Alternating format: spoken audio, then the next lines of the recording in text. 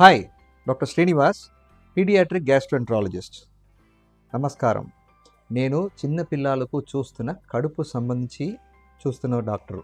ఎవరో ఒకటి నా దగ్గర అడిగేశారు, చాలా చిన్న పిల్లలకు కూడా ఎండోస్కోపీ చేయవచ్చా? పెద్దవాడికి ఏదైనా ఒకటి కడుపు సంబంధించి ప్రాబ్లం ఉందంటే ఎండోస్కోపీ చేసి చూస్తారు.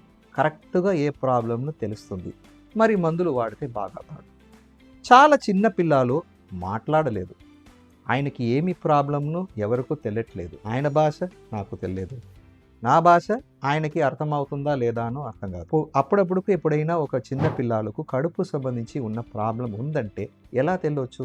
ఒక పరిస్థితిలో చిన్న పిల్లలకు చాలా చిన్న ఎండోస్కోప్ పెట్టేసి నొప్పి లేకుండా మొత్తం మందులు వాడేసి నిద్రలు పెట్టేసి చేస్తే ఏ ప్రాబ్లంను ఖచ్చితంగా తెలుసు. సో ఎప్పుడెప్పుడు ఈ ఎండోస్కోపీ టెస్ట్ నేను చేస్తున్నాను. ప్రతిరోజులు నా పనినే ఇదే. చాలా చిన్న పిల్లలకు మాత్రమే నేను స్కోపీ చేస్తున్నాను.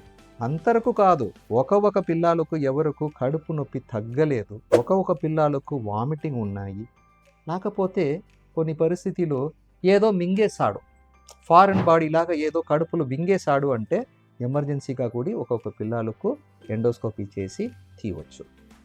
ఒక పిల్లలకు కడుపు నుంచి బ్లడ్ వామిటింగ్ కూడా వస్తుంది, నెత్తురు వామిటింగ్ వస్తుంది. అప్పుడు లోపల ఏదైనా అల్సర్ ఉన్నాయా, లేకపోతే వేరే ఏదైనా ప్రాబ్లం ఉన్నాయా అని తెల్లడానికి ఎండోస్కోపీ చేసి తొందరగా అదనే ట్రీట్మెంట్ చేయవచ్చు. సో చాలా చిన్న పిల్లలు, చాలా చిన్న పిల్లలు అంటే 20 days బేబీకి కూడా నేను చేశాను. అంత చిన్న స్కోపు ఇక్కడ నా హాస్పిటల్లో ఉంది. ఏమి భయం లేకుండా సేఫ్గా చిన్న పిల్లలకు ఒక డయాగ్నాస్టిక్ ప్రొసీజర్ చేయవచ్చు. ఇది 2025 కదా. సో సైన్స్ అడ్వాన్స్ అయింది, భయం వద్దు.